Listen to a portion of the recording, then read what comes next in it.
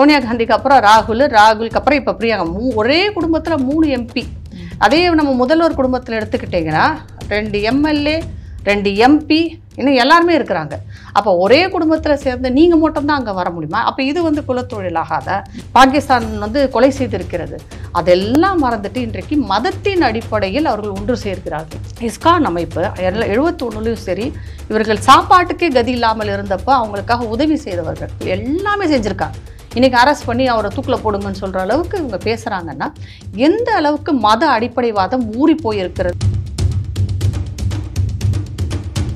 நம்ம இந்தியாவுக்குள்ளே இருக்கிற காங்கிரஸும் சரி, இல்லை இந்த TMC மாதிரியான கட்சிகளும் சரி, அடிப்படைவாத இஸ்லாமியர்களும் சரி, இதை வந்து ஒரு மத பிரச்சனையாக தூண்டி விட்டு குளிர்காய்ப்பாங்க. நல்ல கருப்பு சட்டை போட்டால் தீக்கு. ஆனால் இப்போ இந்த மாதம் பூரா கருப்பு சட்டை போட்டவங்க எல்லாருமே ஐயப்பன் கோயில் போகிறவங்க. சிகப்பு சட்டை போட்டிங்கன்னா அடுத்த சீசன் ஜனவரியில் பார்த்தீங்கன்னா எல்லாம் மேல்மருத்தூர் போகிற கோஷ்டி. அந்த சட்டை கலரோட இதவே மாற்றிடுறது உங்களுக்கு பொறுக்க முடியலை. அப்போ ஒரு பிஷப்பா ஒரு போப்பா ஏன் வந்து வேட்டிக்கனுக்குள்ளே நான் போகணும் அப்படின்னு பாட வேண்டியது தானே? வேட்டிக்கனில் வந்து ஒரு போப்பா இது ஒரு பெண்ணை பார்க்கணும் எனக்கு அப்படின்னு பாடலாம்ல. அதெல்லாம் வந்து பெண்ணுரிமை தானே? நீங்கள் வெறியாரின் பேத்தி அப்படியெல்லாம் பாடலாம்ல. இல்லை திமுக தலைமையாக வந்து இல்லை திக தலைமையாக ஒரு பெண்ணை பார்க்கணும், அருள்மொழி தான் வரணும், வீரமணி இருக்கக்கூடாது, அதை பேசுங்க. சுந்தரவழி ஆக்குங்கன்னு சொல்லுங்கள், அருள்மொழி ஆக்குன்னு சொல்லுங்கள். ஏன் நீங்களே போய் ஆகுங்க. எதுக்கு வீரமணி மட்டும் இத்தனை வருஷமாக உட்காந்துட்டு இருக்கிறாரு? ரொம்ப சிம்பிளாக சொல்லணும். கிறிஸ்துவத்தில் எல்லாத்தையும் பாவின்னு சொல்கிறாங்க. எதுக்கு பாவின்னு சொல்கிறீங்க? அப்போ பிறக்கும் குழந்தை பாவியா? அப்போ இஸ்லாமில் வந்து செத்த உடனே மேலே போனால் உங்களுக்கு கன்னியர்கள் கிடைக்கும் அப்படின்லாம் சொல்கிறாங்க. இறந்த இதில் வாரில் இறந்தா அப்போ அது கிடைக்குமா?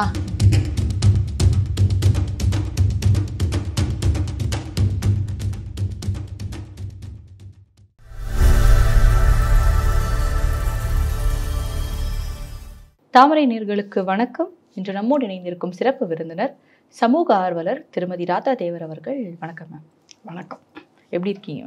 நல்லா இருக்கு. தற்போது விஸ்வகர்மா திட்டத்தை வந்து பலரும் எதிர்க்கிறாங்க. அதனுடைய அவங்க எதிர்ப்பதற்காக காரணம் என்ன சொல்றாங்க அப்படின்னா, இது வந்து ஒரு குல தொழிலை வந்து என்கரேஜ் பண்ணும் விதமாக இருக்குது. அதாவது அப்பா இந்த தொழில் செய்தால் நீயும் இந்த தொழில் சேரும் அப்படின்ற ஜாதியின் அடிப்படையில் தான் அந்த தொழிலை வந்து மத்திய அரசு கொண்டு போகும் நிலையில் இருக்குது அப்படின்றாங்க. அந்த விஸ்வகர்மா திட்டத்தை பொறுத்த வரைக்கும் அந்த ஸ்கீமில் என்ன சொல்லியிருக்காங்கன்றதை நம்ம பார்த்தோன்னா, அதில் எங்கேயுமே வந்து ஜாதியை பற்றி எந்த விதமான கருத்தும் கிடையாது.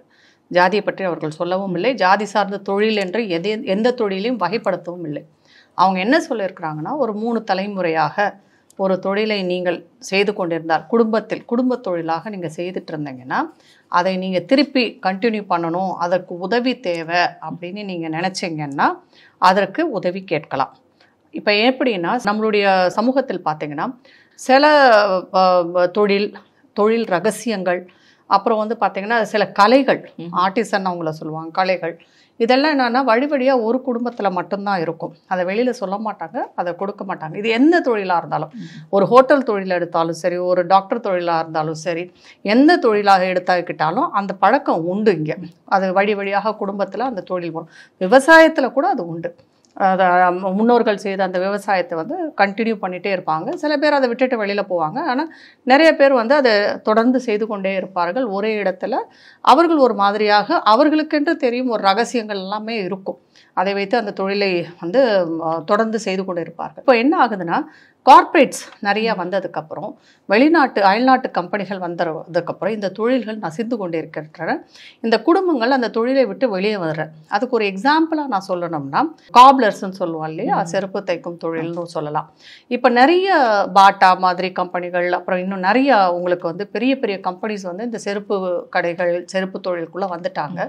லெதர் ப்ராடக்ட்ஸ்னே வச்சுக்கலாம், தோல் சம்மந்தப்பட்ட பொருட்கள் தயாரிப்பதில் அவங்க வந்ததுனால இதை செய்து கொண்டு இருந்தவர்கள் அதை விட்டு வெளியில் வந்துட்டாங்க. இல்லை அவங்களால செய்ய முடியலை. இன்னும் சொல்ல போனால் ஒரு தெருவோரத்தில் உட்காந்து செருப்பு தைக்கிற அளவுக்கு போயிட்டாங்க. ஆனால் அவர்களுக்கு அந்த அறிவு இல்லையான்னு பார்த்தீங்கன்னா, அவங்களுக்கு எல்லா விதமான டெக்னிக்கல் நாலேஜும் தெரியும், எல்லா விதமான டிசைனிங்கும் தெரியும், எல்லாமே தெரியும். ஆனால் அவங்களுக்கு ஃபினான்ஸ் கிடையாது.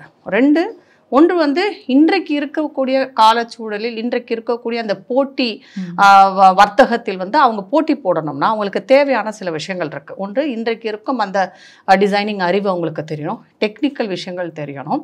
அடுத்து அவங்களுக்கு வந்து எப்படி தொழில் பண்ணணும், பிஸ்னஸ் எப்படி பண்ணலாம் இன்றைக்கு இருக்கிற இந்த உலகத்தில் அப்படிங்கிறத அவங்களுக்கு கற்றுக் கொடுக்க வேண்டியிருக்கு. அதற்கு தேவையான ஃபினான்ஸு கொடுக்கணும், பொருளாதார உதவி தேவைப்படும். இதைத்தான் வந்து அந்த இதில் சொல்கிறாங்க. இதில் 18 வகையான தொழில்களை இந்த மாதிரி சொல்லியிருக்கிறாங்க. அந்த தொழில்கள் செய்பவர்கள் அவர்கள் எந்த ஜாதியை சேர்ந்தாலும் சரி, எந்த மதத்தை சேர்ந்தவர்களாகவும் இருந்தாலும் சரி, ஆனால் ஒரு 3 தலைமுறைக்கு அந்த தொழிலை செய்யணும், அந்த தொழிலில் ஈடுபடுகிற ஆர்வம் இருக்கணும். இப்போ நம்ம தமிழ்நாட்டிலே பார்த்திங்கன்னா இந்த லெதர் கிராஃப்ட்டுக்குன்னு சொல்லிட்டு ஒரு டிபார்ட்மெண்ட் இருக்குது. அங்கே வந்து நீங்கள் போய் கற்றுக்கலாம். அவங்களே டிசைனிங் சொல்லி கொடுப்பாங்க. அதுக்கப்புறம் வந்து அதற்கான கிட்டு மாதிரி ஒன்றெல்லாம் கொடுப்பாங்க.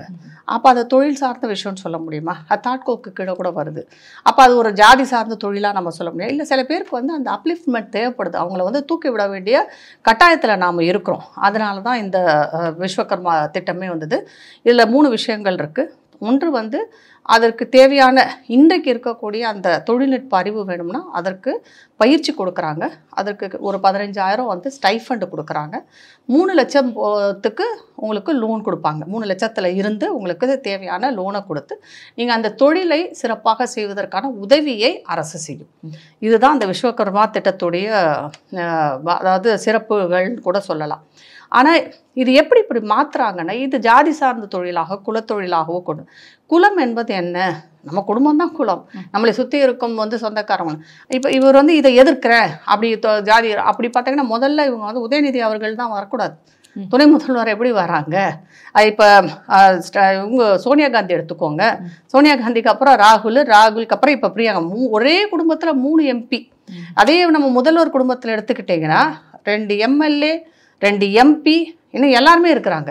அப்போ ஒரே குடும்பத்தில் சேர்ந்து நீங்கள் மட்டும்தான் அங்கே வர முடியுமா? அப்போ இது வந்து குலத்தொழிலாகாத?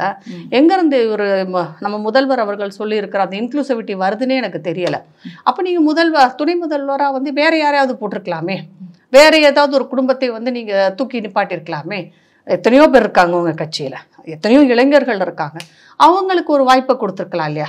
அப்போ அங்கே வந்து உங்கள் குடும்பம் இந்த கட்சியை காப்பாற்றணும்னு நீங்கள் நினைக்கிறீங்க. ஏன்னா உங்கள் குடும்பத்தின் மேல் உள்ள நம்பிக்கை, உங்களுக்கு தெரிந்த ரகசியங்கள், நீங்கள் கட்சியை நடத்தி செல்லும் அந்த விதத்தை வந்து உங்கள் மகன் வந்து அதை கண்டினியூ பண்ணுவார்னு நீங்கள் நினைக்கிறீங்க, அதனால் கொடுக்குறீங்க. அப்போ அது தவறு இல்லை என்றால் இந்த திட்டம் எப்படி தவறாக முடியும்? இதில் தான் வந்து முரணே தெரியுது. அதனால் விஸ்வகர்மா திட்டம் எனக்கு ரொம்ப வேதனையான ஒரு விஷயம் என்னென்னா, நம்மளுடைய பாரம்பரியமான தொழில்கள், அது நகை செய்கிற ஆசாரிகளாக இருக்கட்டும், நகை செய்வது ஒரு தொழிலாக இருந்தது. அப்புறம் இந்த சிலை செய்பவர்கள், அப்புறம் வந்து பார்த்திங்கன்னா இந்த பானை செய்யும் குயவர்கள், அதற்கப்புறம் இந்த செருப்பு செய்பவர்கள், இப்படி நிறைய பேரை சொல்லலாம். இதெல்லாம் அப்புறம் இந்த நெசவாளர்கள், இப்படி நிறைய பேர் வந்து குடும்பமாக இதை செய்து கொண்டு இருந்தவர்கள் இன்றைக்கு வெளிநாட்டிலிருந்து வந்த கம்பெனிகள் போட்டியினாலும் இல்லை கார்ப்பரேட் கம்பெனிஸ்னாலையும் இதெல்லாத்தையுமே இழந்துட்டாங்க. இது வந்து ஒரு டெக்னிக்கல் அறிவுன்னு கூட சொல்லலாம், ஒரு தொழில்நுட்ப அறிவு தான் இது. இதெல்லாம் வந்து ஈஸியில் செய்ய முடியாது. ஈவன் நம்ம வந்து விவசாயம் சொன்னால் கூட, விவசாயத்தை விட்டுட்டு எல்லாரும் படித்து போய் ஐடியில் உட்காந்துட்டா யார் விவசாயம் செய்கிறது? எப்படி நமக்கு சாப்பாடு கிடைக்கும், அரிசி கிடைக்கும்? அப்போ அந்த விவசாயம் செய்வதற்கு நமக்கு ஆட்கள் தேவை தானே. அதை புதுசாக நீங்களும் நானும் போய் பண்ண முடியாது. நிலம் இருக்கணும், அதற்கான அறிவு இருக்கணும், அதற்கான சப்போர்ட் இருக்கணும். இது எதுவுமே இல்லாமல் நீங்களும் நானும் போய் எப்படி செய்யணும்? ஒரு விவசாய குடும்பத்தை சேர்ந்தவர் தான் அதை செய்ய முடியும். அது எப்படி அந்த விவசாய குடும்பம் அப்படின்னு சொல்லணும்? இப்போ ஒரு சாதாரண ஒரு மிடில் கிளாஸ்லேருந்து ஒரு அபோவ் இருக்கிறவங்க கிட்ட ஒரு நிலம் இருக்கும் அப்படின்னு எடுத்துக்கலாம். அந்த நிலத்தில் அதை எப்படி பண்ணணும்னு கற்றுக்கலாம், இல்லை ஆளை வச்சு பண்ணலாம் அப்படின்றப்போ அது விவசாயம். நான் தான் அங்கே இறங்கணும்னு இல்லை, யாரையோ வச்சு நான் பண்ணலாம். இல்லை விவசாயம்ன்றது பெரிய ஒரு கஷ்டமானது இல்லையா? அதையும் கற்றுக்கிறதுக்கான அக்ரிகல்ச்சர்ன்ற கோர்ஸ் இருக்குது, அதையும் படிக்கிற இங்கே வந்து பல்லாயிரக்கணக்கான மக்கள் இருக்கான்றப்போ அந்த வேலையும் அதை எடுத்துகிட்டு போகலாம் இல்லையா? அந்த விவசாயி என்னுடைய தந்தையாக இருந்தால் அந்த குழந்தை விவசாயம் தான் மட்டும்தான் செய்ய முடியும்னு சொல்ல முடியாது. இப்போ விவசாய சங்கம்னு ஒன்று இருக்குது நம்ம ஊரில், நீங்கள் எடுத்துக்கிட்டிங்கன்னா பார்க்கலாம். இந்த விவசாய சங்கத்தில் இருக்கும் விவசாயிகள் இந்த விவசாயத்தில் காலமாக அதில் ஈடுபட்டு கொண்டிருப்பவர்கள். இப்போ நான் ஒரு அக்ரிகல்ச்சரல் காலேஜில் போயிட்டு ஒரு 4 வருஷம் கோர்ஸ் அப்படி எடுத்துட்டு விவசாயம் பண்ண முடியாது. ஏன்னா அது வந்து எனக்கு பேப்பரில் தான் அறிவை கொடுக்குமே தவிர ப்ராக்டிக்கலான அறிவை கொடுக்காது எனக்கு. நான் அதற்கு திருப்பி உடைக்கணும். சரி, நான் உடைத்து ஒரு நிலத்தை உண்டாக்கி வச்சுட்டேன், அதுக்கப்புறம் எனக்கு அப்புறம் அதை என்ன பண்றது? அதை வந்து யார்கிட்ட கொடுக்கறது?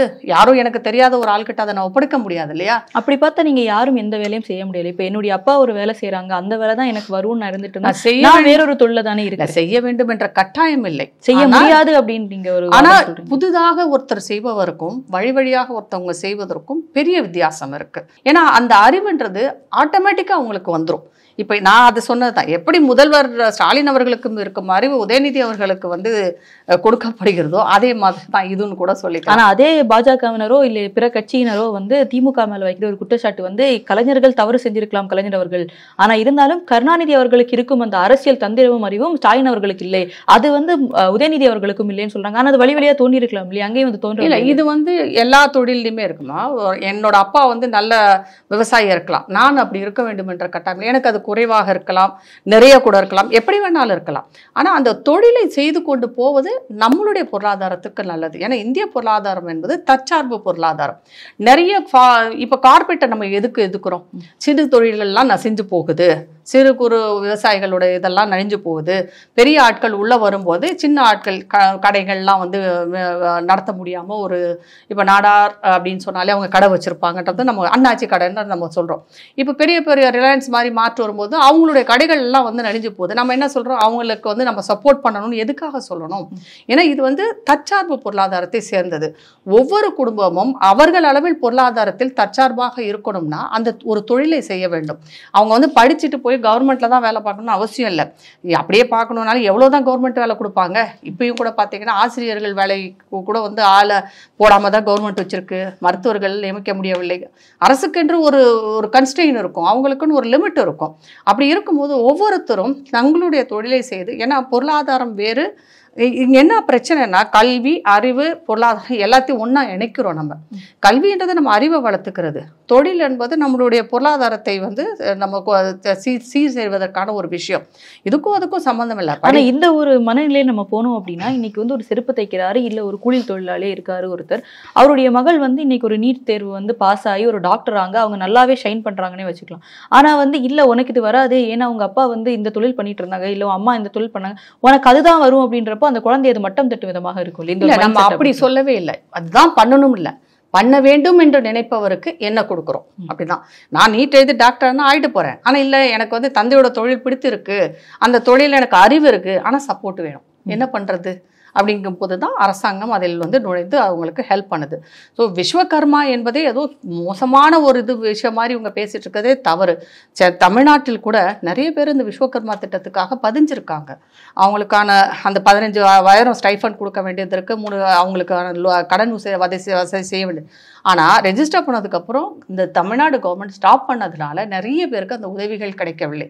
இப்போ இவர் என்ன சொல்கிறார்? நான் ஒரு புதுசாக ஒரு திட்டம் கொண்டு வருவேன், இன்க்ளூசிவிட்டி இருக்கும், அதில் எல்லாரையும் பொதுவான விஷயமா இருக்கும், நான் வந்து அதில் 35 வயசு வரைக்கும் கொண்டு போவேன் அப்படிலாம் நிறைய சொல்கிறார். இது எந்த அளவுக்கு இவங்க நடைமுறையில் சாத்தியப்படுத்துவாங்க? ஏற்கனவே இருக்கும் ஒரு திட்டத்தை நீங்கள் நிறைவேற்றிட்டு அதுக்கப்புறம் உங்களுக்கு வேண்டிய சில விஷயங்களை செய்து கொள்ளலாம். ஆனால் அந்த திட்டமே தவறு அப்படின்னு சொல்லும்போது நிறைய திட்டங்கள் சென்ட்ரல் கவர்மெண்ட்லேருந்து வந்த திட்டங்கள் இங்கே பண்ணிட்டு தான் இருக்கிறாங்க. நீங்கள் வந்து இது ஒரு அதாவது அடித்தட்ட மக்களுக்கு போய் சேர வேண்டிய ஒரு திட்டம், அதை வந்து ஏன் பயந்து நிப்பாட்டுறாருன்னா, இது வரைக்கும் அந்த திமுகவுக்கு ஓட்டு போட்டுட்டு இருந்தவங்க எல்லாம் எங்கே பாஜகவுக்கு போட்டுருவாங்களோன்ற ஒரு பயம் இருக்கிற மாதிரி தான் தெரியுது. ஆனால் இது வந்து சரியான விஷயமாக எனக்கு படவில்லை. ஏன்னா இதை கூட நான் இன்னொரு விஷயத்தையும் சொல்ல விரும்புகிறேன். நான் இவங்க என்ன சொன்னாங்கன்னா, அந்த தேசிய கல்விக் கொள்கை வந்தப்ப இல்லை நாங்கள் ஒரு புதுசாக ஒரு கல்விக் கொள்கை போட்டு ஸ்டேட் எஸ்இபின்னு சொல்லிட்டு மாநில கல்விக் கொள்கை கொண்டு வந்து நாங்கள் புதுசாக செஞ்சு எல்லாமே செய்வோம். இன்றைக்கு வரைக்கும் மாநில கல்விக் கொள்கை வரல, ஆனால் பண்ண முடியல உங்களுக்கு. இந்த கவர்மெண்ட்டோட 4 வருஷம் ஓடி போயிடுச்சு, ஆனால் இன்னும் வரல. அதையும் ஏற்றுக்காம புதுசாக இவங்க எதுவும் செய்யாமல் ரெண்டுங்கட்டா நிலையில் இருக்குது. அதே வந்து இன்னொன்று, முதல்ல இவங்க கவர்மெண்ட் ஃபார்ம் பண்ணப்ப ஒரு 5 பேரை பொருளாதார நிபுணர்களாக நியமித்தார்கள். அவங்களுக்கு என்ன ஆச்சுன்னு இப்போ வரைக்கும் தெரில. ஆனால் நிதியமைச்சரும் மாற்றிட்டாங்க, அவர் போயிட்டார். ஆனால் அந்த 5 பேர் வந்து என்ன பண்ணாங்க, என்ன மாதிரி திட்டங்கள் கொண்டு வந்தாங்கன்ட்டு இன்றைக்கு வரைக்கும் நமக்கு எந்த விதமான ஒரு ஐடியா எதுவுமே கிடையாது. நேற்று கூட வந்து பார்த்தீங்கன்னா ஒரு முக்கியமான விஷயத்தை பற்றி பேசியிருந்தார்கள். அரசு கூட வந்து கண்டிச்சிருக்கு, அதாவது கோர்ட்டு கூட இந்த அரசை கண்டித்திருக்கிறது. அதாவது நீங்கள் எல்லாம் சொல்கிறீங்க, கல்வராயன் மலை மாதிரி போன்ற இடங்கள்ல என்ன இன்ஃப்ராஸ்ட்ரக்சர் செஞ்சுருக்கிறீங்க, இத்தனை வருடங்கள் நம்ம இண்டிபெண்டன்ஸ் வாங்கி சுதந்திரம் வாங்கி இத்தனை வருடங்களில் நீங்கள் ரோடு கூட போடல, ஒரு பெண் இறந்து போனால் நேற்று அந்த இது பள்ளிக்கூடங்கள் அமைக்கவில்லை. இப்படி எல்லா விஷயங்கள்லையுமே வந்து காலதாமதம் ஆகி கொண்டிருக்கும் போது ஏற்கனவே நடைமுறைப்படுத்தப்பட்ட ஒரு திட்டத்தை நீங்கள் கொண்டு போய் சேர்க்காட்டி எப்படி மக்கள் பயன்பெறுவார்கள்? இது வந்து மத்திய அரசுடன் உங்களுக்கு இருக்கும் பிணக்கை காட்டுவதாகத்தான் இருக்கிறதே தவிர மக்கள் நலம் சார்ந்ததாக இது இல்லை. அதே மாதிரி பங்களாதேஷ்ல இப்போ பார்த்தோம் அப்படின்னா அங்கே இருக்கும் ஹிந்துக்கள் வந்து இனப்படுகொலை செய்யப்படுகிறார்கள் அப்படின்ற குற்றச்சாட்டை வந்து பல நாட்டில் இருக்கிறவர்களும் முன்வைக்கிறாங்க அப்படின்னு சொல்லலாம். ஷேக் ஹசீனா அவர்களும் இதை குறித்து வந்து பேசியிருக்காங்க. ஸோ அவங்களுடைய வெளியேற்றத்துக்கு அப்புறம் முகமது யூனஸ் அவர்கள் தான் இப்போ வந்து தலைமை வகிச்சிட்டு இருக்காரு. ஸோ அதில் வந்து இப்போ இஸ்கானுடைய தலைமை இதில் இருந்த சின்மயோ கிருஷ்ண தாஸ் அவரையும் வந்து கைது செஞ்சிருக்காங்க. இதுக்கு சத்குரு போன்ற ஆன்மீக குருக்களும் வந்து எதிர்ப்பு தெரிவிச்சிருக்காங்க. இந்தியாவோட எக்ஸ்டர்னல் அஃபேர்ஸும் வந்து இதற்கு எதிர்ப்பு தெரிவிக்கிறாங்க. எதிர்ப்பு தெரிவித்து அவரை வந்து வெளியில விடணும் அப்படின்ட்டு. ஆனால் இந்த மாதிரியான ஒரு லெட்டர் வேஸோ இல்லை ஒரு கண்டனமோ எதிர்ப்போ தெரிவிக்கிறத தவிர இந்திய அரசு இன்னும் துரிதமாக செயல்பட்டிருக்கலாம் இல்லையா? ஏன்னா பல மாதங்களாக இது நடக்குது இல்லை. இப்போ இது வந்து முதல்ல வந்து ஒரு இன்டர்னல் அஃபேர்னு வச்சுக்கோம், அவங்களோட உள்நாட்டு பிரச்சனை. ஆனால் பங்களாதேஷை பற்றி சில விஷயங்கள் நம்ம தெரிந்து கொள்ள வேண்டும். பங்களாதேஷில் இருந்த இந்துக்களின் எண்ணிக்கை குறைந்து கொண்டே வருகிறது. அது ஒரு பக்கம். நம்மளுடைய CAA-NRC கொண்டு வரும்போது கூட பங்களாதேஷில் வந்து வெளியே வரும் இந்துக்களுக்கான ஒரு விஷயமாக தான் நிறைய ஆயிரக்கணக்கான இந்துக்கள் வந்து இந்தியாவுக்குள் வந்து அதுக்கு வாங்கிட்டாங்க, சிட்டிசன்ஷிப்பும் வாங்கியிருக்காங்க. பங்களாதேஷ் வார் 1971 வரும்போது முக்த் பாகினின்னு ஒரு அமைப்பு இருந்தது. அதுதான் வந்து ஈஸ்ட் பாகிஸ்தான். அந்த பாகிஸ்தானுடைய அடக்குமுறைகளும் அவர்கள் செய்த கொடுமைகளையும், ஏன்னா பங்களாதேஷ்க்கும் பாகிஸ்தானுக்கும் பெரிய டிஃப்ரென்ஸ் உண்டு. ஏன்னா பாகிஸ்தான் முழுக்க முழுக்க இஸ்லாமிய அடிப்படைவாதத்தை கொண்டது, பங்களாதேஷ் அப்படி கிடையாது. ஏன்னா இவர்களுடைய வாழ்க்கை முறையும் இவங்களும் இஸ்லாமியர்கள் அதிகமாக இருந்தால் கூட வந்து என்னன்னா அவர்கள் வந்து இந்திய வாழ்க்கை முறையை ஒட்டித்தான் இருந்தது. இந்துக்களும் கொஞ்சம் ஓரளவு அதிகமாக தான் இருந்தாங்க. அப்போ முஜிபுர் ரஹ்மான் முக்த் பாகினின்னு ஒரு அமைப்பு தான் வந்து இந்த பங்களாதேஷோட விடுதலைக்காக போராடினது. அப்போ இந்தியா சப்போர்ட் பண்ணது. அப்போ ஏகப்பட்ட மக்களை வந்து பாகிஸ்தான் வந்து கொலை செய்தது. பாகிஸ்தான் ஆர்மி வந்து கொலை செய்தது.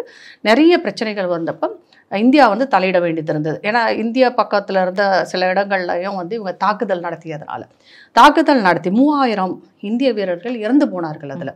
அதுக்கப்புறம் பங்களாதேஷும் உருவாச்சு. அன்றைக்கு இந்தியா நினைத்திருந்தால் பங்களாதேஷை இந்தியாவுடன் இணைத்திருக்கலாம். இல்லை இந்துக்களை எல்லாம் அப்போ வந்து சொன்னாங்க, இந்துக்கள் யாரெல்லாம் இங்கே வரீங்களோ வந்துடுங்க, பங்களாதேஷில் இருக்கவங்க இருந்துக்கோங்கன்னு சொல்லிட்டு பாகிஸ்தான்லேயும் விட்டாங்க. அதில் நிறையா இஸ்லாமியர்கள் அங்கேயே தங்கிட்டாங்க. சில இந்துக்கள் வந்து இந்த சைடு வந்துட்டாங்க. இப்போ நான் என்ன சொல்கிறேன், அதுக்கப்புறம் பங்களாதேஷை தனி நாடாக முதலில் அங்கீகரித்ததும் இந்தியா தான். அதற்கப்புறம் வந்து பார்த்தீங்கன்னா 2017 கிட்டத்தட்ட ஒரு $4 பில்லியன் எப்பயுமே பங்களாதேஷ்க்கு உதவிகள் வந்து இந்தியா செய்து கொண்டே தான் இருந்தது. அப்புறம் அப்போ வந்து கொடுத்தது முஜிபுர் ரஹ்மானை நம்ம ரெகக்னைஸ் பண்ணோம். அங்கே இருக்கிற எந்த கவர்மெண்ட் டெமோக்ராட்டிக்கலி எலெக்டட் கவர்மெண்ட்டுன்னு சொல்லலாம், ஜனநாயக முறையில் தேர்ந்தெடுக்கப்பட்ட எல்லா அரசுகளையும் இந்திய அரசு அங்கீகரித்து கொண்டு தான் இருந்தது. இப்போ யூனுஸ் அவர்கள் வந்து அவர் வந்து அந்த ஒரு திட்டத்தில் நோபல் பரிசு வாங்கினதுக்கப்புறம் தான் நமக்கு தெரியுது இதில் அமெரிக்காவின் தலையீடு நிறையா இருக்குது. இதில் ஏன் அமெரிக்காவோட தலையீடு இருக்குது, டீப் ஸ்டேட் தலையீடு இதில் இருக்குது அப்படின்னு பார்த்தா பங்களாதேஷை வைத்தது அவர்கள் இந்தியாவிற்கு பிரச்சனை கொடுப்பதற்காகத்தான். இது முதல். ஏன்னா அமெரிக்காவின் தலையீடு எல்லா இடத்துலையும் இருக்கும். இந்தியா ஒரு பெரிய பொருளாதார நாடாக மாறுவது அவர்களுக்கு பிடிக்கவில்லை. இது உண்மை. இதில் வந்து எந்த மாற்று கருத்துமே இல்லை. ஆனால் பங்களாதேஷ் யூனுஸை பொறுத்த வரைக்கும் அவர் கொஞ்சமாவது சிந்திக்கணும். இந்தியா என்னும் ஒரு நாடு இல்லாட்டி இன்னைக்கு பங்களாதேஷே கிடையாது. அதை அவர்கள் ஒத்துக்கொண்டே ஆக வேண்டும். இன்றைக்கும் பங்களாதேஷ் வந்து ஒரு பெரிய பொருளாதார நாடெல்லாம் கிடையாது. நம்ம வந்து அவங்க $2 பில்லியன் எக்ஸ்போர்ட் பண்ணுறாங்க இந்தியாவுக்கு. ஆனால் இந்தியா அவர்களுக்கு கொடுப்பது $13.69 பில்லியன் எக்ஸ்போர்ட் பண்ணுறோம். அரிசி பருப்புலேருந்து கோதுமையிலேருந்து எல்லாமே எக்ஸ்போர்ட் பண்ணுறோம். அவர்களுக்கு தேவையான அது போக மின்சாரம், அவர்களுக்கு தேவையான மின்சாரம் நம்மக்கிட்ட இருந்து தான் போகுது, பெட்ரோலியம் நம்மக்கிட்ட இருந்து தான் போகுது. இப்போ வந்து 2023 3 இன்ஃப்ராஸ்ட்ரக்சர் ப்ராஜெக்ட் வந்து நம்ம சைன் பண்ணாங்க. அது எல்லாமே வந்து ஒரு பெரிய பவர் பிளான்ட், அதானி அவர்கள் தான் அதை இது பண்ணுறாரு. அப்புறம் ரயில்வே, கிட்டத்தட்ட ஒரு 65 கிலோமீட்டருக்கு ரயில்வே. அதற்கப்புறம் வந்து தெர்மல் பவர் பிளான்ட். இது எல்லாமே இந்தியா செய்யுது. இந்தியா எப்படி செய்யுதுன்னா ஒரு ப்ராஜெக்ட் கிரெடிட்டில் கொடுக்குறாங்க, மற்ற இது எல்லாமே ஃபண்ட் பண்ணுறாங்க, எய்டாக கொடுக்குறாங்க. அதாவது சும்மா கொடுக்குறாங்கன்னு சொல்லலாம். அப்படி நம்ம வந்து அந்த சின்ன நாட்டுக்கு தேவையான, அது போக பங்களாதேஷோட அவங்களோட கிரிக்கெட் அணி அதெல்லாம் வந்து பார்த்திங்கன்னா இந்தியாவோட சப்போர்ட்டில் தான் அவங்களுக்கு எல்லாமே ட்ரைனிங் எல்லாமே. இன்னும் சொல்ல போனால் பங்களாதேஷோட ஆர்மியை ட்ரெயின் பண்ணதே இந்தியா தான். இப்போ இஸ்லாமியர்கள் அடிப்படைவாதம் அதிகமாக இருக்குது. பாகிஸ்தானுக்கு சப்போர்ட்டாக பேசிகிட்டு இருக்கிறாங்க. எனக்கு ஆச்சரியமாக இருக்குது. லட்சக்கணக்கான மக்கள் இறந்து போயிருக்கார்கள். பங்களாதேஷ் தெற்கில் ரத்தம் ஆறாக ஓடி இருக்கிறது. பாகிஸ்தான் வந்து கொலை செய்திருக்கிறது. அதெல்லாம் மறந்துட்டு இன்றைக்கு மதத்தின் அடிப்படையில் அவர்கள் ஒன்று சேர்க்கிறார்கள். மதத்தின் அடிப்படையில் இன்றைக்கு இந்துக்களை எதிர்த்து அங்கே பிரச்சனை பண்ணிட்டு இருக்காங்க. பல இந்துக்களை கொலை செய்திருக்கிறார்கள். நடு ரோட்ல எல்லாம் வந்து போட்டிருக்காங்க. இது என்னன்னா இதெல்லாம் பார்க்கும்போது என்ன தோணுதுன்னா, மதம் என்பது எப்படி நன்றி மறக்க செய்யும்? அதுதான் இப்போ நான் பார்த்துட்டு இருக்கிறேன். நான் இது வந்து இவங்க நன்றி மறந்து, பங்களாதேஷ் வந்து ஒரு நன்றி மறந்த நாடு. அவங்க வந்து இன்னைக்கு இந்தியாவை பற்றி கேவலமாக அங்கே இருக்கும் இஸ்லாமியர்கள் பேசுவதும் சரி, இவர் இஸ்கான் அமைப்பு 71லையும் சரி, இவர்கள் சாப்பாட்டுக்கே கதி இல்லாமல் இருந்தப்போ அவங்களுக்காக உதவி செய்தவர்கள், சாப்பாடு போட்டாங்க. இப்போ ஃப்ளட்டில் கூட இஸ்கான் வந்து உதவி செய்து சாப்பாடு போட்டுச்சு. அன்றைக்கும் சரி இன்றைக்கும் சரி என்றைக்குமே வந்து இஸ்கான் வந்து அமைப்பு பங்களாதேஷுக்கு பல உதவிகளை பல பேருக்கு பள்ளிக்கூடங்களை திறந்து படிக்க வைத்திருக்கிறார்கள், மருத்துவ உதவி செய்திருக்கிறார்கள், பசியாற்றியிருக்கிறார்கள், எல்லாமே செஞ்சுருக்காங்க. இன்றைக்கி அரெஸ்ட் பண்ணி அவரை தூக்கில் போடுங்கன்னு சொல்கிற அளவுக்கு இவங்க பேசுகிறாங்கன்னா எந்த அளவுக்கு மத அடிப்படைவாதம் ஊறி போயிருக்கிறது என்பது தெரிகிறது. இன்னும் சொல்லப்போனால் அங்கேருந்து வர்ற முஸ்லீம்ஸ் இந்தியாவுக்குள்ளே வந்து பிரச்சனை பண்ணிட்டு இருக்கிறாங்க. இந்தியாவில் பல பேர் பங்களாதேஷிலிருந்து இந்தியாவுக்குள் ஊடுருவி இந்தியாவில் பல இடங்களில் வந்து வேலை பார்த்துட்டு இருக்காங்க. பங்களாதேஷ்லேயே வந்து நீங்கள் இருக்கலாமே. அப்படி ஒரு மதம் சார்ந்த நாடாக நீங்கள் மாறணும்னா அதனால் நீங்கள் தன்னிறைவுபட்டிருக்கிறீங்களா? பாகிஸ்தானே இன்னைக்கு வந்து பேங்க்ரப்ட் ஆகி போய் ஏழை நாடு என்று முத்திரை கூட்டப்பட்டு பிச்சைக்கார நாடு என்று முத்திரை கூட்டப்பட்டுள்ளது. இந்தியாவால் இல்லை, சவுதியால். கல்ஃப் கண்ட்ரிஸே அது பிச்சைக்கார நாடுன்னு சொல்லிட்டு இருக்காங்க, அவர்கள் சார்ந்த மதத்தை சேர்ந்து. பங்களாதேஷ் இன்னும் கீழே போயிட்டு இருக்கு. இப்போ இவங்க வந்து யூனுஸ் என்னும் ஒரு சுயநலவாதியால் இன்றைக்கு வந்து அந்த நாடே சின்னாபின்னமாகி கொண்டிருக்கிறது. ஒரு ஜனநாயக முறையில் தேர்ந்தெடுக்கப்பட்ட ஒரு நீங்கள் பிரதமரை நீங்கள் விரட்டி அடிச்சிருக்கிறீங்க.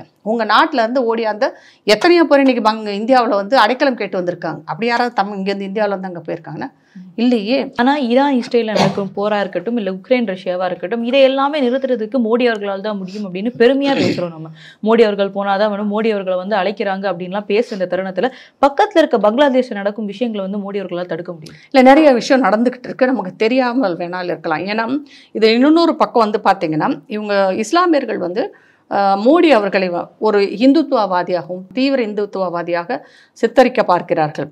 அவர் வந்து அப்படியெல்லாம் கிடையாதுன்றது நம்ம எல்லாருக்குமே தெரியும். எந்த அளவுக்கு அவர் எல்லாருக்குமே ஒரே விதமாக தான் நடத்துகிறார்.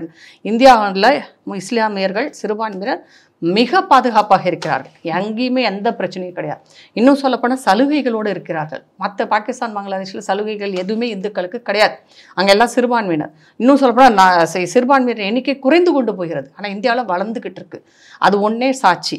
ஆனால் ஏன் இதுக்குள்ளே வந்து நம்ம முக்கியமாக தலையிட முடியாதுன்னா, இதை மதம் சார்ந்த பிரச்சனையாக மாற்றிடுவாங்க. நம்ம இந்தியாவுக்குள்ளே இருக்கிற காங்கிரஸும் சரி, இல்லை இந்த டிஎம்சி மாதிரியான கட்சிகளும் சரி, அடிப்படைவாத இஸ்லாமியர்களும் சரி, இதை வந்து ஒரு மத பிரச்சனையாக தூண்டி விட்டு குளிர்காய்ப்பாங்க. இதெல்லாம் உங்களுக்கு தெரிஞ்சிருக்கு. இப்போ உங்களுக்கு உக்ரைன் ரஷ்யாலாம் அப்படி கிடையாது. ஆனால் இங்கே வந்து இந்தியாவும் பாதிக்கப்படும் அப்படிங்கிற சூழ்நிலையில் தான் இப்போ இருக்குது. ஆனால் என்ன பண்ணியிருக்காங்கன்னா, கிராண்ட்டை குறைச்சிட்டாங்க. மற்ற பங்களாதேஷ்க்கு செய்ய வேண்டிய உதவிகளை எல்லாம் நிப்பாட்டியிருக்கிறாங்க. இப்போ பேச்சுவார்த்தை நடந்துட்டுருக்கு.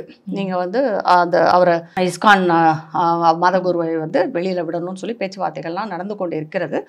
அதை கேட்டுத்தான் ஆகணும். அவங்க இப்போ கோர்ட்டே வந்து பங்களாதேஷ் கோர்ட்டும் சொல்லியிருக்கு. அவங்களும் வந்து கொடுத்துருக்க தீர்ப்பை நீங்கள் பார்த்துருப்பீங்கன்னு நினைக்கிறேன். இது தவறு என்று அவர்களும் கண்டித்திருக்கிறார்கள். ஸோ இதெல்லாமே வந்து இந்தியாவின் நிலைப்பாடு தான். அவர் வெளியில் அதை செய்கிற இதை செய்யலன்னு சொல்லி கூட அது ஒரு பக்கம் நடந்து கொண்டு தான் இருக்கிறது. கண்டிப்பாக ஒரு இந்துக்களாகிய நாம் இதை கண்டிக்க வேணும். எப்பெல்லாம் நீங்கள் வந்து இஸ்லாமியர்கள் பாலஸ்தீனுக்கு குரல் எடுப்புற நாம பக்கத்தில் இருக்க பங்களாதேஷை கண்டுக்க மாட்டேங்கிறோம். பங்களாதேஷ் இந்துக்களுக்கு நடக்கும் அநியாயத்தை பற்றி பேச மாட்டேங்கிறோம். அது மிக ஒரு என்ன சொல்கிறது, இந்துக்களுக்கே உரிய ஒரு மனப்பாங்காகத்தான் பார்க்கிறேன். கண்டிப்பாக நாம் நம் இந்து சகோதரர்களுடன் ஒன்றாக நிற்க வேண்டும். நான் இந்து சகோதரர்களை மட்டும் சொல்லவில்லை, இந்தியர்கள் அனைவரும், அது இஸ்லாமியராக இருக்கட்டும், கிறிஸ்தவர்களாக இருக்கட்டும், இந்துக்களாக இருக்கட்டும், இந்தியர்களாக நாம் நம்முடைய அண்டை நாட்டில் நம்முடைய சகோதர சகோதரிகள் பாதிக்கப்படும் போது அவர்களுடன் நிற்பது தான் ஒரு இந்தியனாக என்னுடைய கடமை. அதே நான் இந்துவாக இருந்தாலும் செய்யலாம், இஸ்லாமியனாக இருந்தாலும் கிறிஸ்தவனாக இருந்தாலும். ஆனால் இங்கே வந்து அதே பிளவுபட்டு போயிருப்பது போல் தான் எனக்கு தெரிகிறது. மதம் என்பது நம்மளுடைய மனித நேயத்தை மறைச்சிச்சோ அப்படிங்கிற ஒரு பயம் கூட இருக்குது. ஏன்னா பாகிஸ்தானும் சரி பங்களாதேஷும், பாகிஸ்தான் நமக்கு சப்போர்ட்டே கிடையாது, இருந்தாலும் பாகிஸ்தானில் இருக்கிற இஸ்லாமியரை பற்றி கவலைப்படுகிறோம். ஆனால் பங்களாதேஷில் இருக்கிற இந்துக்கள் வந்து என்ன சிறுபான்மையாக இருந்தாலும் அதை பற்றி கவலைப்படவில்லை. அதை வந்து யாரும் கண்டுக்காமல் இருக்கிறதை நினைக்கும் போது ஒரு பக்கம் மனசு கஷ்டமாகத்தான் இருக்கிறது. இசைவாணி அப்படின்ற ஒரு கானா பாடகி வந்து இப்போ தற்போது ஐயப்ப சீசன் போயிட்டு இருக்கு. ஸோ அந்த தருணத்தில் ஐ ஆம் சாரி ஐயப்பான ஒரு முன்னாடி அவங்க ஒரு பாடின பாடல் வந்து தற்போது ட்ரெண்ட் ஆகிட்டு இருக்கு. ஸோ இதில் என்ன முத்திரை குத்துறாங்க அப்படின்னா, இசைவாணி வந்து ஒரு கிறிஸ்தவர், ஸோ அதனால்தான் அவர்கள் வந்து இந்த மாதிரி ஹிந்து கடவுள்களை வந்து கொச்சைப்படுத்தி பாடுறாங்க அப்படின்ற ஒரு கருத்து இருக்கு. அது ஹிந்துவோ கிறிஸ்துவரோ யாரோ ஒரு மதம் சார்ந்த நம்பிக்கையை கொச்சைப்படுத்துவதை ஏற்றுக்கொள்ள முடியாது. இசைவாணியை பொறுத்த வரைக்கும் என்னென்னா, அவங்க வந்து தன்னை பெரியாரின் பேத்தின்னு தான் சொல்லிக்கிறாங்க. அப்படின்னா கடவுள் நம்பிக்கை இல்லாதவங்க. கடவுள் நம்பிக்கை இல்லாதவங்க யாரை பற்றியும் பேசக்கூடாது, நியாயமாக பார்த்தா அதுதான். அப்படி இல்லாட்டி எல்லாரை பற்றியும் பேசணும். ஆனால் ஒரு பக்கம் அவங்க இயேசுவை பற்றி புகழ்ந்தும், ஒரு பக்கம் ஐயப்பர் பற்றி கேவலமும் பாடியிருக்காங்க. இந்த மாதிரி டிசம்பர் வந்துட்டாலே வந்து இந்த மாதிரி குரூப்ஸுக்கு வந்து இதெல்லாம் ஆரம்பிச்சிருவாங்க. எப்படின்னா ஐயப்ப பக்தர்கள் நல்ல கருப்பு சட்டை போட்டால் தீக்கா. ஆனால் இப்போ இந்த மாதம் பூரா கருப்பு சட்டை போட்டவங்க எல்லாருமே ஐயப்பன் கோயில் போகிறவங்க. சிகப்பு சட்டை போட்டிங்கன்னா அடுத்த சீசன் ஜனவரியில் பார்த்தீங்கன்னா எல்லாம் மேல்மருத்தூர் போகிற கோஷ்டி. அந்த சட்டை கலரோட இதவே மாற்றிடுறது இவங்களுக்கு பொறுக்க முடியலை. அதை எப்படியாவது உடைக்கணும்னு பார்க்குறாங்க. இசைவாணி என்பவரை வந்து நம்ம சப்போர்ட் பண்ணவே முடியாது. கொஞ்ச நாளைக்கு முன்னாடி ஒருத்தர் பள்ளியில் போய் பேசினாருன்னு சொல்லிட்டு மகாவிஷ்ணு எதுக்கு, ஏன்னா ஹிந்து மத கருத்துக்களை சொல்கிறார் என்று அரெஸ்ட் பண்றீங்க. அப்ப இவங்க இந்து மதத்தை பற்றி வெறுப்பை கக்குவரை நீங்க ஏன் அரெஸ்ட் பண்ணல? மகாவிஷ்ணு அவர்கள் வந்து மூட நம்பிக்கையான விதத்தை வந்து பேசினாங்க. இசைவாணி அவர்கள் ஒரு பெண்ணாக நானும் கோவிலுக்கு போக கூடாதுன்ற உரிமையை பத்தி கேட்க, அவர் கோயில் போக கூடாதுன்னு யார் சொன்னாங்க? 5 வருஷமா பாடிட்டு இருக்காரு இந்த பாட்டை. அவங்க 5 வருஷமா கோயிலுக்கு போகவே இல்லை, போகாமலே பாடிடுறாங்க. போங்க நீங்க, உங்களை யாரு போக வேண்டாம்னு சொன்னது? பக்கத்துல இங்கே கூட தான் மகாலிங்கபுரத்துல கூட தான் ஐயப்பன் கோயில் இருக்கு, நான் கூட தான் போறேன், நீங்களும் போங்க, போயிட்டு வாங்க. கோயிலுக்கே போகாம நீங்க வெளியில நின்றுட்டு எதுக்கு பாடிட்டு இருக்கீங்க? அவங்க சபரிமலை ஐயப்பன் தான் வந்து உள்ள அனுமதி இல்லை பெண்கள். அப்ப இவங்களுக்கு ஐயப்பன் மேல் நம்பிக்கை இருக்கா? எனக்கு ஐயப்பன் மேல நம்பிக்கை இருந்தா நான் போக போறேன், உங்களுக்கு நம்பிக்கை இருந்தா நீங்கள் போங்க, போகாம நீங்க பேசக்கூடாது இல்லையா? இப்ப ஒரு விஷயத்துல இப்போ ஒரு மதத்தின் மேல் நம்பிக்கையில இருந்து அந்த வழிபாட்டின் மேல் நம்பிக்கை இருந்தால் அதை செய்யும் எல்லாத்தையும் நான் ஏற்றுக்கொள்ளத்தான் வேண்டும். எப்படி உங்களுக்கு இயேசு மேல நம்பிக்கை இருக்கோ அப்ப இயேசு சார்ந்த விஷயங்கள்ல தான் நீங்க செய்ய போறீங்க. அதே மாதிரி உங்களுக்கு ஐயப்பன் மேல் நம்பிக்கை இருந்தால் ஐயப்பன் என்னெல்லாம் சொல்றாங்களோ அதை தான் செய்ய முடியும். ரொம்ப சிம்பிளா கேட்குறேன், இவங்க இவ்வளோ பாடுறாங்க இயேசு, அப்போ ஒரு பிஷப்பா ஒரு போப்பா ஏன் வந்து வேட்டிக்கனுக்குள்ள நான் போகணும் அப்படின்னு பாட வேண்டியது தானே? வேட்டிக்கனில் வந்து ஒரு போப்பா இது ஒரு பெண்ணை பார்க்கணும் எனக்கு அப்படின்னு பாடலாம்ல? அதெல்லாம் வந்து பெண் உரிமை தானே? நீங்கள் வெறியாரின் பேத்தி அப்படியெல்லாம் பாடலாம்ல? இல்லை திமுக தலைமையாக வந்து இல்லை திக தலைமையாக ஒரு பெண்ணை பார்க்கணும், அருள்மொழி தான் வரணும், வீரமணி இருக்கக்கூடாது தீக்கால அப்படின்னு சொல்லிப்பான். அங்கேயும் உங்களுக்கு வந்து தீக்காலையும் சரி, அவங்க சொல்ற அந்த பெரியார் இயக்கத்திலேயே எந்த பெண்ணும் வந்து தலைமை பொறுப்பை ஏற்கவில்லையே இத்தனை ஆண்டுகள் கழித்தும் கூட. அதை பேசுங்க, சுந்தரவழி ஆக்குங்கன்னு சொல்லுங்க, அருள்மொழி ஆக்குன்னு சொல்லுங்க, ஏன் நீங்களே போய் ஆகுங்க. எதுக்கு வீரமணி மட்டும் இத்தனை வருஷமா உட்காந்துட்டு இருக்கிறாரு? இல்லை இங்கே வந்து ஏன் ஆண்கள் மட்டுமே இருக்காங்க, ஸ்டாலின் எதுக்கு கனிமொழி ஆகலாமே? இதெல்லாம் உங்களுக்கு கேட்க முடியாது. எங்கேயோ உட்காந்துருக்கிற ஐயப்பன் உங்களை இருந்து டிஸ்டர்ப் பண்ணாரா? அது மதம் சார்ந்த நம்பிக்கை, போவதும் போகாததும் இந்துக்களின் நம்பிக்கையை பொறுத்த விஷயம். அவங்க அதை பார்த்துக்கட்டும். நீங்கள் எதுக்கு அதுக்குள்ளே போய் நம்பிக்கை இல்லாத ஒரு விஷயத்தில் மூக்க நுழைச்சு பாடுறீங்க? இவரை இந்நேரம் கைது செய்திருக்க வேண்டும், இந்த அரசு செய்யலை. இவர் மட்டும் இல்லை, இதற்கு முன்னாடியும் இப்படித்தான் முருகனை பற்றி, அதற்கப்புறம் நிறைய அந்த மாதிரி இந்து கடவுள்களை பற்றி திருமாவளவன் பேசாததா? எல்லாரும் பேசிட்டாங்க. இப்ப இசைவாணி அவர்களுக்கு திருமாவளவன் இருக்கட்டும், பா ரஞ்சித் அவர்கள் இருக்கட்டும், அவருடைய கருத்துக்கு வந்து சப்போர்ட் பண்ணி தான் பேசுறோம். பா ரஞ்சித் நீலம்னு ஒரு அமைப்பு, அது வந்து நீலம்ன்ற பேர் எதுக்கு வச்சிருக்காருன்னு தெரியல. அந்த அமைப்பு சேர்ந்தவருக்கு இப்படிதான் நம்ம இந்த மாதிரி தான் பிழைப்பு ஓட்டி ஆக வேண்டும். இவர்கள் எல்லாம் திமுகவின் காலை நக்கி பிழைக்கும் ஒரு கூட்டம். அது நீலம் அமைப்புன்னு ஒன்று வச்சுக்கிட்டு இந்த மாதிரி நீலப்பாட்டு பாடுறவங்க எல்லாம் கொண்டு வந்து வச்சு இவர் ஆட்டம் போட்டுட்டு இருக்கிறாரு. உண்மையிலே அவர் பெண்களுக்கான உரிமை வேணும், இல்லை சமூக நீதி வேணும் அப்படியெல்லாம் அவர் நினைச்சாருன்னா எல்லா மதத்தை பற்றியும் பேசுங்க, பாடுங்க. அப்படி பாடினா பேசுனீங்கன்னா நம்ம ஏற்றுக்கலாம். ஆனால் அது என்ன இந்துக்களை பற்றி மட்டும் இவர்களுக்கு வந்து ஒரு பாடம் கண்டிப்பாக கற்பிக்கப்பட வேண்டும். இசைவாணியை அரெஸ்ட் பண்ணாதான் இது சரியாக வரும். அப்படி இல்லாட்டி இன்றைக்கு உங்களுக்கு சமூக வலைதளங்களில் பல இந்துக்கள் அவருக்கு எதிராக வந்து எதிர்ப்பை காண்பித்து கொண்டிருக்கிறார்கள்.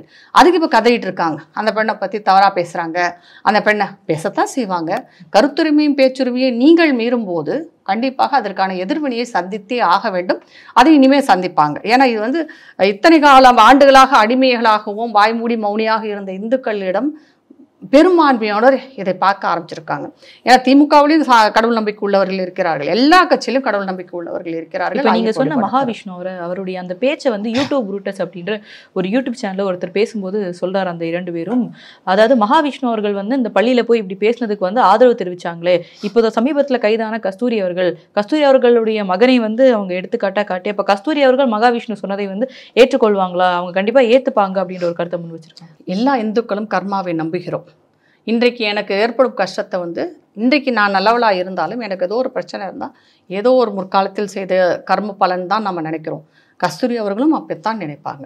ஏன்னா இது எல்லா இந்துக்களுக்கும் உள்ளது. இதை இவங்க ஏற்றுக்கிறாங்களான்னு வந்து கேள்வி கேட்க வேண்டிய அவசியமே இல்லை. இப்போ ஒரு தாயாகவோ இல்லை அந்த குழந்தையாகவோ இந்த விஷயம் தெரியும் போது அவங்களுக்கு ஒரு மன வருத்தத்தை ஏற்படுத்துவதும் இல்லையா அந்த மகாவிஷ்ணு அவர்கள்? இருக்கும், மன வருத்தம் இருக்கும், எல்லாமே இருக்கும். ஆனால் விடை தெரியாத கேள்விகளுக்கு ஒரு விடை வேண்டும்.